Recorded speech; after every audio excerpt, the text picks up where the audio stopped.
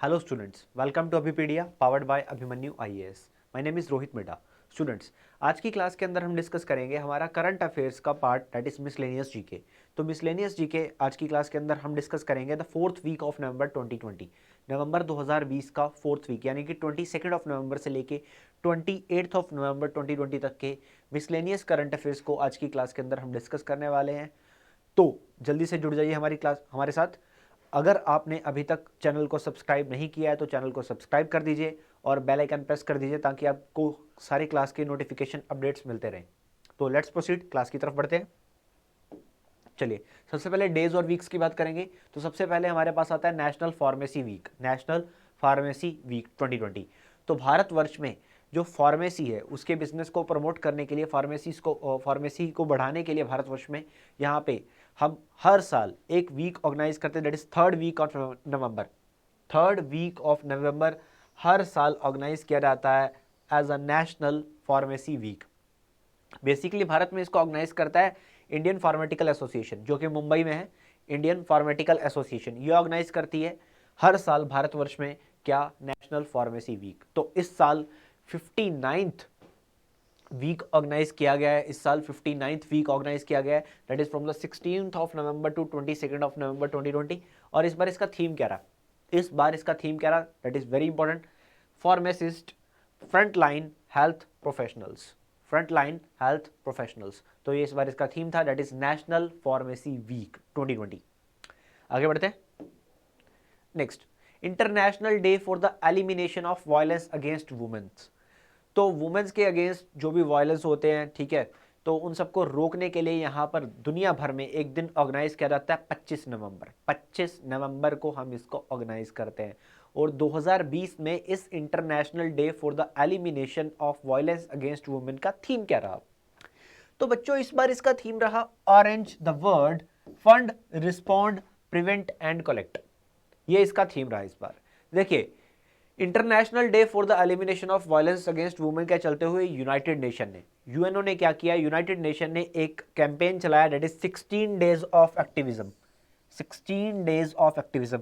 ये 16 day of activism का बोलने का मतलब ये है कि ये 25 नवंबर से लेके 25 ऑफ नवंबर से लेके ये चलेगा कब तक, ये चलेगा हमारे पास 10 दिसंबर तक, 10 दिसंबर तक, 10 दिसंबर तक ये चलेगा.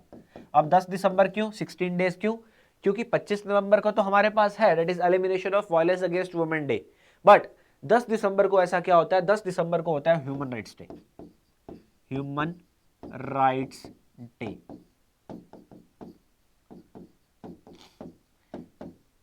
10 दिसंबर को होता है human rights day.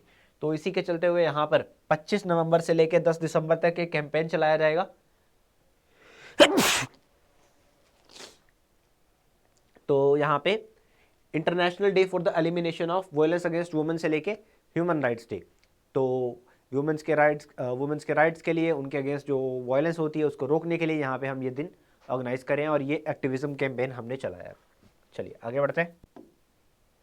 Next, national milk day. National milk day.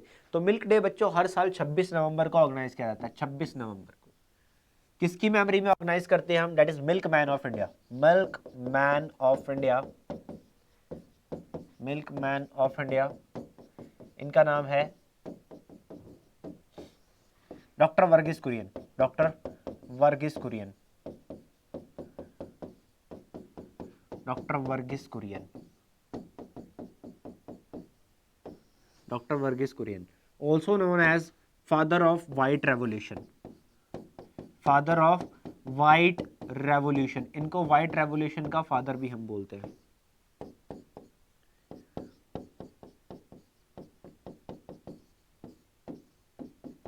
ठीक है. ऑपरेशन फ्लड हमने चलाया था.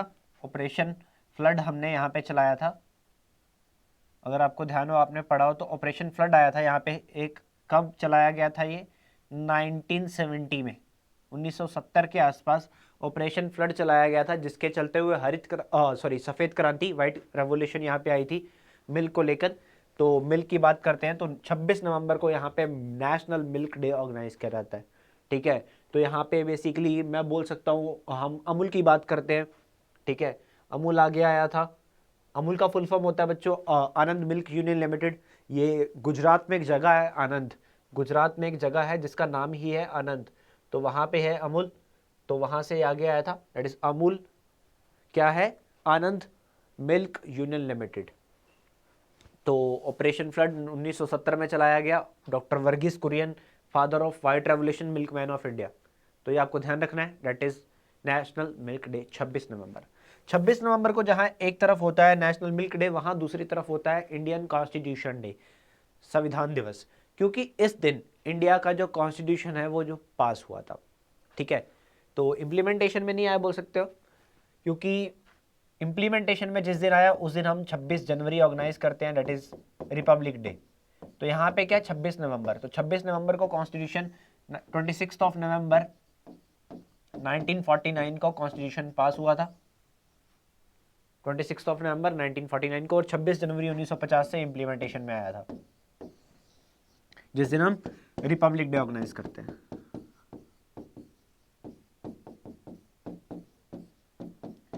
तो ये बातें आपको ध्यान में रखनी है। 26 नवंबर 1949 क्या हुआ था, कॉन्स्टिट्यूशन पास हुआ था। चलिए आगे बढ़ते हैं। Next, national organ donation day. Organ donation day, देखिए हर एक आदमी, ठीक है, जैसे हमारे शरीर में 2 गुर्दे होते हैं, 2 किडनीज होती हैं, बट हम एक के सहारे भी जिंदा रह सकते हैं।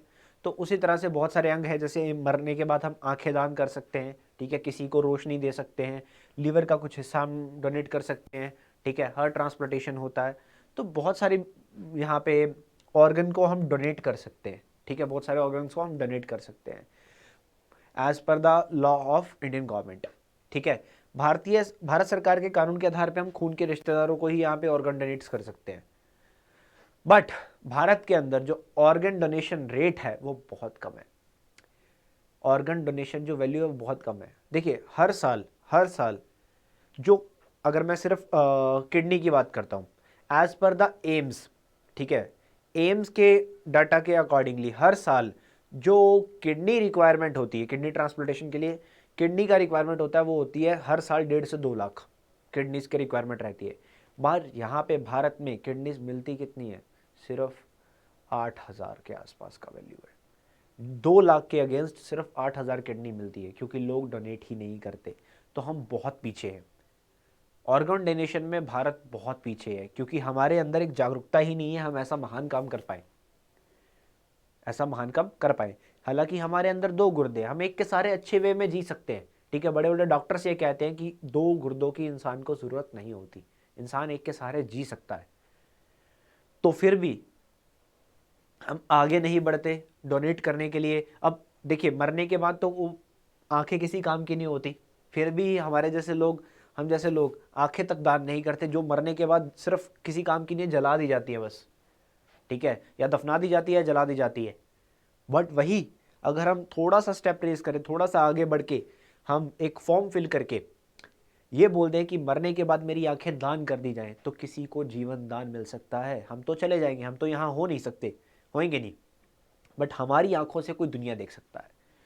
तो अंग दान करिए, आगे बढ़िए, ये एक बहुत अच्छा इनिशिएटिव है। तो नेशनल ऑर्गन डोनेशन डे यहाँ पे ऑर्गेनाइज किया जाता है 27 ऑफ नवंबर को, अवेयरनेस बढ़ाने के लिए, ठीक है, ऑर्गन डोनेशन के लिए अवेयरनेस बढ़ाने के लिए ही इसको ऑर्गेनाइज किया जाता है।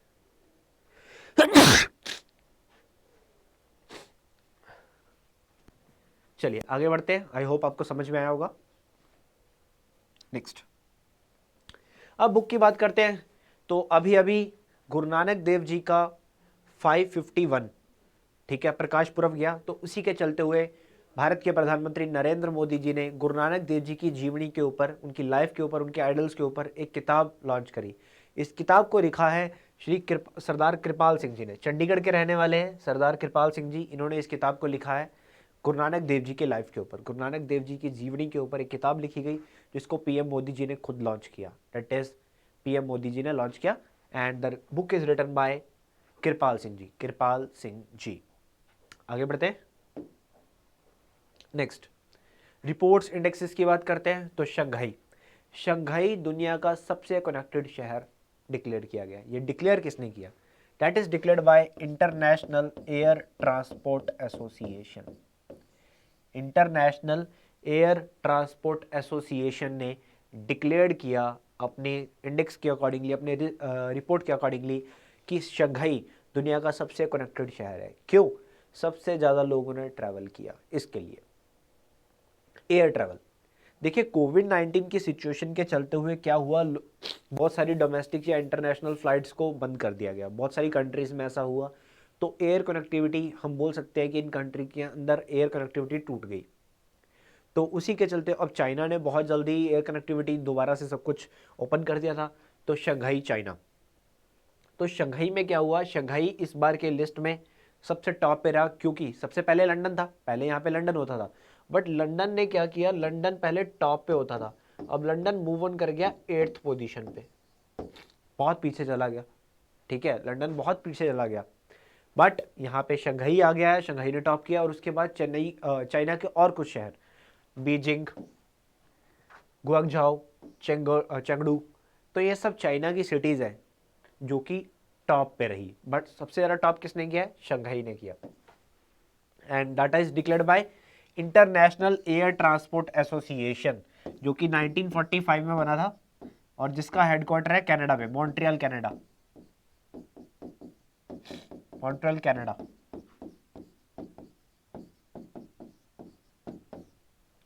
मॉन्ट्रियल कनाडा के अंदर।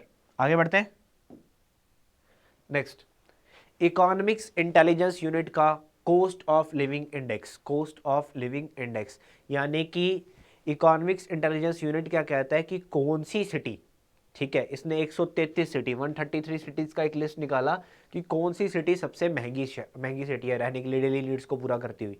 ठीक है, तो सबसे महंगी सिटी कौन सी है और सबसे सस्ती सिटी कौन सी है सर्वाइव करने के लिए, ये एक इंडेक्स आता है हमारे पास इकोनॉमिस्ट इंटेलिजेंस यूनिट के द्वारा, जो कि London based, London UK based एक ऑर्गेनाइजेशन है। तो ये क्या कहती है, हांगकांग, चाइना का शहर हांगकांग, और उसके बाद Paris France and Zurich Switzerland, ये तीनों सेम रैंकिंग पे आते हैं, फर्स्ट रैंक पे, that is the most expensive cities in the world. ठीक है, Hong Kong China, Paris France, Zurich Switzerland, तो ये तीनों ही यहाँ पे सबसे एक्सपेंसिव सिटीज़ की लिस्ट में टॉप कर रहे हैं। और इसके बाद हमारे पास आते हैं, हम बात करते हैं सबसे लास्ट, सबसे मतलब चीपेस्ट, सबसे सस्ते शहर। तो दुनिया के 3 सबसे सस्ते शहर, सीरिया का डामस्कस, उसके बाद ताशकेंत उज्बेकिस्तान, और उसके बाद लुसाका जाम्बिया। तो ये हैं 3 सबसे सस्ते शहर और 3 सबसे महंगे शहर। That is world wide cost of living index, world wide cost of living index, कहाँ पे रहना सबसे महंगा है और कहाँ पे रहना सबसे सस्ता है, उसकी बात कर रहे हैं। नेक्स्ट, अयोध्या एयरपोर्ट का नाम बदल के रख दिया गया Shri Ram airport, that is मर्यादा पुरुषोत्तम श्री राम एयरपोर्ट, मर्यादा पुरुषोत्तम श्री राम एयरपोर्ट। देखिए, राम मंदिर का निर्माण अयोध्या में शुरू कर दिया गया, उसके बाद उत्तर प्रदेश के कैबिनेट ने यह अप्रूवल दे दिया कि उत्तर प्रदेश में जो अयोध्या के अंदर एयरपोर्ट बनाया जा रहा है, अभी बनाया जा रहा है एयरपोर्ट, तो इस एयरपोर्ट का अब नाम रखा जाएगा मर्यादा Purushottam Shri Ram airport, Maryada Purushottam Shri Ram airport. Next, Haveri railway station, Haveri railway station that is in Karnataka, ये कहाँ पे है, ये है कर्नाटका के अंदर।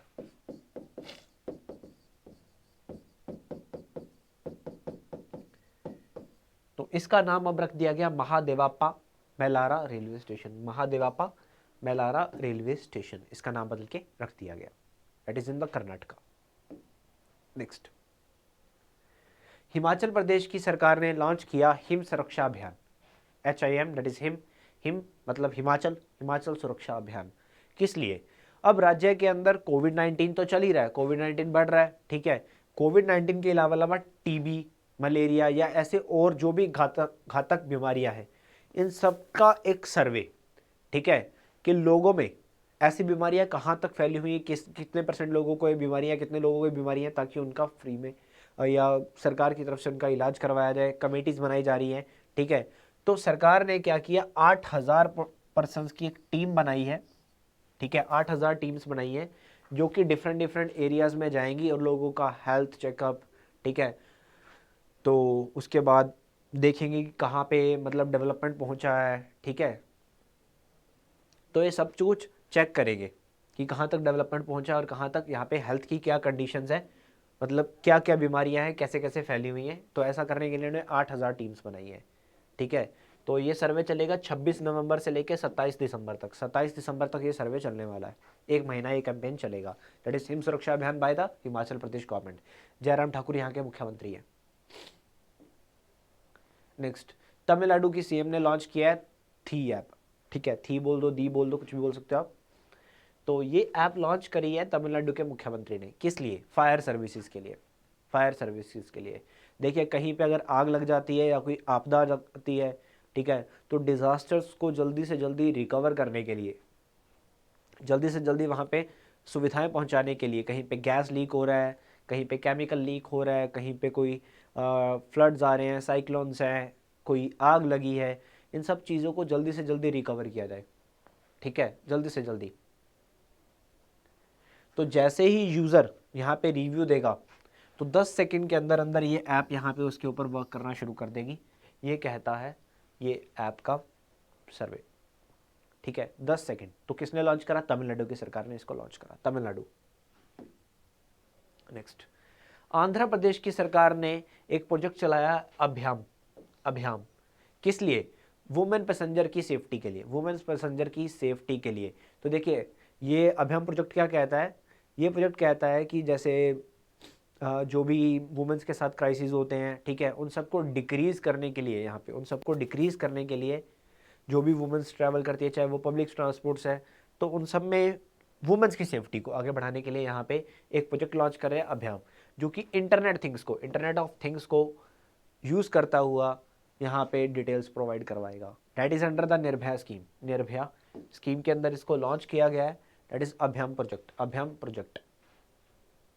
ठीक है, तो यहाँ पे आंध्र प्रदेश के अंदर जो भी यहाँ पे वुमेन्स ट्रैवल करेंगी, तो उनके साथ यहाँ पे इंटरनेट ऑफ थिंग्स है ये अभ्याम प्रोजेक्ट जो है जोड़ दिया जाएगा, और यहाँ पे कुछ भी गलत ना हो उन सबको रोकने के लिए ये प्रोजेक्ट काम करेगा। Next, 15th G20 leader summit. G20 leader summit यहाँ पे ऑर्गेनाइज की गई। That is under the kingdom of Saudi Arabia. तो इस बार इसको चेयर किया है सऊदी अरेबिया ने। सऊदी अरेबिया ने वर्चुअल मोड में ऑर्गेनाइज की गई क्योंकि कोविड-19 है, और इस बार इसका थीम क्या रहा? Realizing the opportunities of 21st centuries for all. देखिए, G20 एक 19 देश और यूरोपियन यूनियन से मिलाकर बनाया हुआ एक ग्रुप है जो कि दुनिया में डेवलपमेंट के लिए काम करता है। 19 countries plus European union, 19 country plus European union. ये कंट्रीज कौन कौन से हैं? We can see Argentina, Australia, Brazil, Canada, China, France, Germany, India, Indonesia, Italy, Japan, Mexico, Russia, Saudi Arabia, South Africa, Korea and Turkey, the UK and US and European union. तो ये सब देशों से मिलकर बनाया हुआ एक ग्रुप है G20। G20। अब अगली मेन न्यूज़ ये आती है, India to host the G20 summit in 2023। देखिए, पहले भारत 2022 में करने वाला था, पहले भारत 2022 में होस्ट करने वाला था। यहाँ पे कुछ इंटरचेंज करना पड़ गया, तो जिसके चलते हुए भारत 2023 में होस्ट करेगा। तो 2020 में हमने देखा सऊदी अरेबिया ने किया, ये ध्यान रखना है। 2021 में कर रहा है इटली, उसके बाद 2022 में आएगा इंडोनेशिया, और 2023 में आ जाएगा भारत, 2024 में आ जाएगा ब्राज़ील। ये आपको ध्यान रखना है। ठीक है, 2024 में आ जाएगा ब्राज़ील, 2023 में आ जाएगा इंडिया, 2022 में आ जाएगा इंडोनेशिया, 2021 में आ जाएगा इटली। चलिए आगे बढ़ते हैं। Next, Asia Pacific economic cooperation summit. Asia Pacific economic cooperation summit, तो इसको 2020 में किसने होस्ट किया? इसको होस्ट किया मलेशिया ने। इसको होस्ट किया मलेशिया ने। That is Asia Pacific economic cooperation summit. इसको होस्ट किसने किया? इसको होस्ट किया मलेशिया ने। तो इस बार इसका थीम क्या रहा? इसका थीम रहा optimising human potential towards resilient future of shared prosperity, pivot, prioritise, progress. ये इस बार इसका थीम रहा। एंड नेक्स्ट समिट जो होगी 2021 की, इसको होस्ट करेगा न्यूजीलैंड। इसको होस्ट करेगा New Zealand. New Zealand, Asia Pacific economic cooperation. चलिए आगे देखते हैं। हमारे प्रधानमंत्री नरेंद्र मोदी जी ने third global renewable energy event that is री इन्वेस्ट 2020 को इनोग्रेट किया। देखिए, रिन्यूएबल एनर्जी को बढ़ाने के लिए, रिन्यूएबल एनर्जी को प्रमोट करने के लिए ये री इन्वेस्ट हर साल ऑर्गेनाइज किया जाता है। तो तीसरी बार ऑर्गेनाइज किया गया। इस बार इसका थीम क्या रहा? Innovation for sustainable energy transition, innovation for sustainable energy transition. तो यहाँ पे रिन्यूएबल एनर्जी को आगे बढ़ाने के लिए, इसमें बिजनेस को अट्रैक्ट करने के लिए, इन्वेस्टमेंट लेके आने के लिए यहाँ पे ये समिट ऑर्गेनाइज की गई, ये इवेंट ऑर्गेनाइज किया गया। India has a target, we have a target that is 175 gigawatt renewable energy by 2022, also the 450 gigawatt renewable energy by 2030। ये हमारे पास टारगेट है, ये हमारे पास टारगेट है। चलिए आगे देखते हैं। नेक्स्ट, हमारे जो शिक्षा मंत्री है, एजुकेशन मिनिस्टर श्री रमेश पोखरियाल निशंक जी, हरिद्वार उत्तराखंड से लोकसभा के सांसद है ये। इनको मिला Vatayan life time achievement award, Vatayan life time achievement award. देखिए Vatayan life time achievement award जो है ये यूके की एक ऑर्गेनाइजेशन वत्यायन के द्वारा दिया जाता है। किस लिए दिया जाता है? जो भी पोइट्स होते हैं या फिर जो राइटर्स हैं, आर्टिस्ट हैं, उनका बेसिकली अपनी फील्ड में एक बेटर वर्क करना, बेटर सुविधाएं प्रोवाइड करवाना, उसके लिए अवार्ड दिया जाता है। तो रमेश पोखरियाल जी को यहाँ पे अवार्ड दिया गया, that is Vatayan life time achievement award. Vatayan life time achievement award किसको मिला? हमारे शिक्षा मंत्री रमेश पोखरियाल निशंक जी को मिला। अगला, Naseeruddin Shah the famous Bollywood actor, इनको मिला 2020 का आदित्य विक्रम बिरला कलेशिकर पुरस्कार। देखिए विक्रम बिरला के आदित्य विक्रम बिरला के नाम पे यहाँ पे दो तरह का अवार्ड मिलता है, दैट इज आदित्य विक्रम बिरला कलेशिकर पुरस्कार और आदित्य विक्रम बिरला कला किरण पुरस्कार। तो यहाँ पे जो कला किरण पुरस्कार है वो दो लोगों को मिला, और नील चौधरी और इरावती कार्निक, इन दो लोगों को और मिला यहाँ पे पुरस्कार। तो बट इन दो लोगों को मिला है कला किरण पुरस्कार, और नसरुद्दीन शाह जी को मिला है कला शिखर पुरस्कार। ये दोनों ही अवार्ड जो हैं ये आदित्य विक्रम बिरला ग्रुप की तरफ से यहाँ पे दिए जाते हैं। ठीक है, संगीत कला के अंदर यहाँ पे आदित्य विक्रम बिरला जी ने बनाया था 1973 में, उसके द्वारा ये अवार्ड दिए जाते हैं, उसके द्वारा ये अवार्ड दिए जाते हैं संगीत कला केंद्र के द्वारा, जो कि आदित्य बिरला ग्रुप के फॉर्मर चेयरमैन आदित्य विक्रम बिरला जी ने बनाया था। चलिए आगे बढ़ते हैं। Next, Indian space research organization के चेयरमैन डॉक्टर के सिवान को यहाँ पे मिल रहा है doctor of science honorary doctorate by Karnataka का गवर्नर वाजूभाई वाला।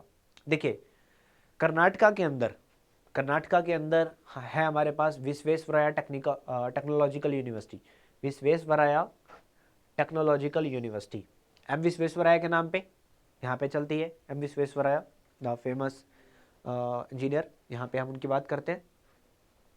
तो M Visvesvaraya technological university government of Karnataka के चलते हुए यहाँ पे वाजूभाई वाला जी ने दिया क्या? इसरो के चेयरमैन के सिवान जी को डॉक्टरेट का पुरस्कार। आगे बढ़ते हैं। नेक्स्ट है हमारा जो डिपार्टमेंट ऑफ फिशरीज है, उसने फिशरी सेक्टर के अवार्ड्स को यहाँ पे अनाउंस किया। तो फिशरी सेक्टर के अंदर कौन कौन सा स्टेट बेटर वर्क कर रहा है, तो उसी के चलते हुए टॉप स्टेट्स में रहा सबसे ऊपर Odisha, that is marine states में। ठीक है, इनलैंड स्टेट्स में उत्तर प्रदेश, और हिली और नॉर्थ ईस्टर्न एरिया में असम। ठीक है, मतलब जो पानी के आसपास बचे हैं उनमें से ओडिशा सबसे बेटर है, जो कंट्री के अंदर है उनमें उत्तर प्रदेश, और जो पहाड़ों में है या नॉर्थ ईस्ट में उनमें असम।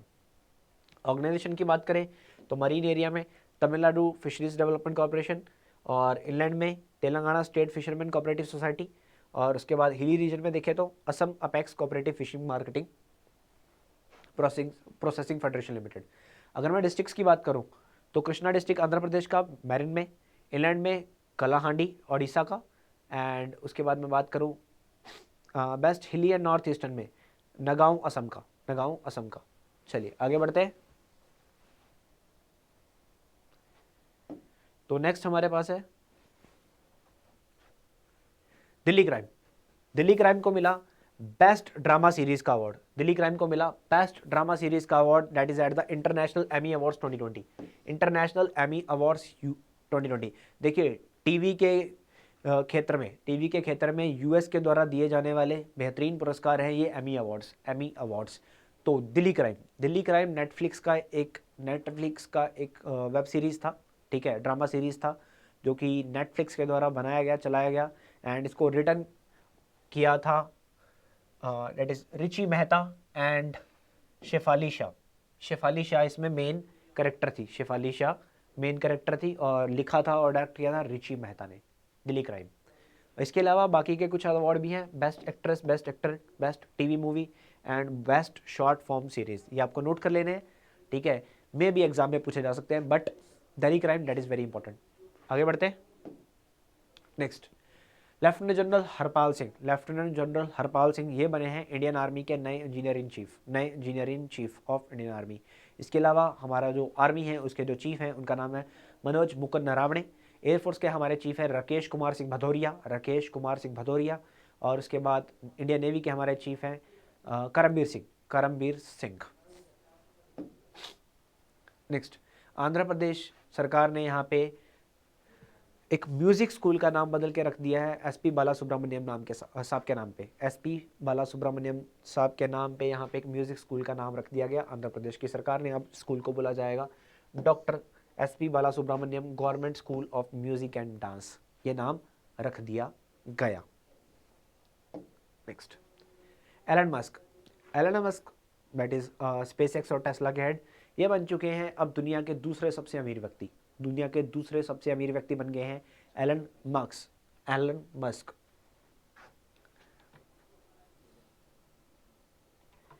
अब बिल गेट्स पहले सेकंड नंबर पे थे, तो बिल गेट्स को क्रॉस करके अब एलन मस्क सेकंड नंबर पे आ चुके हैं। और पहले पे कौन है बच्चों? पहले पे है अमेज़न के सीईओ जेफ बेजोस।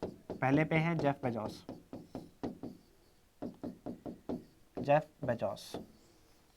और एलन मस्क अभी क्रॉस करके आ चुके हैं दूसरे नंबर पे।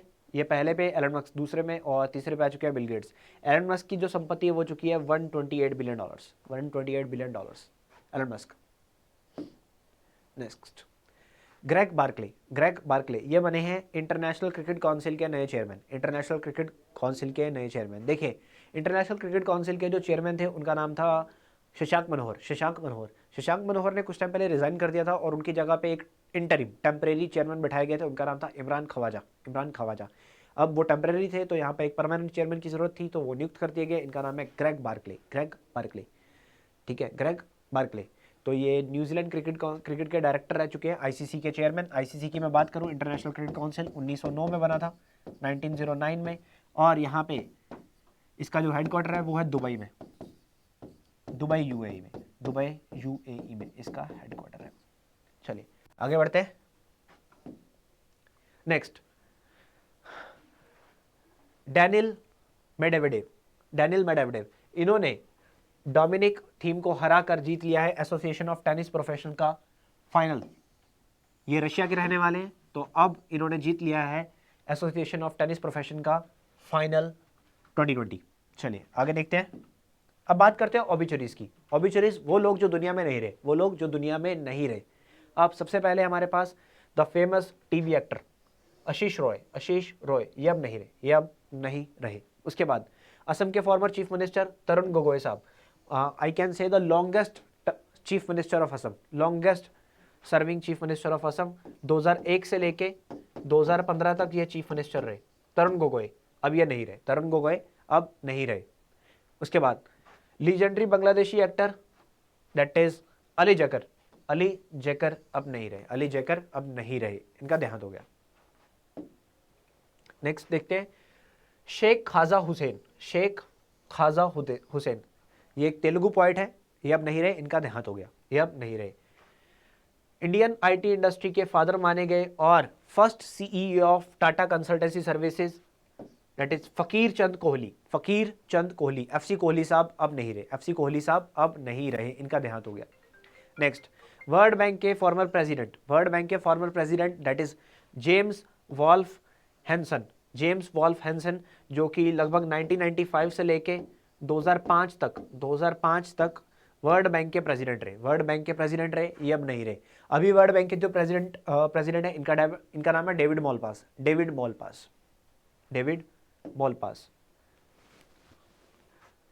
Next, the vice president Maulana Kalbe Sadiq, ये अब नहीं रहे।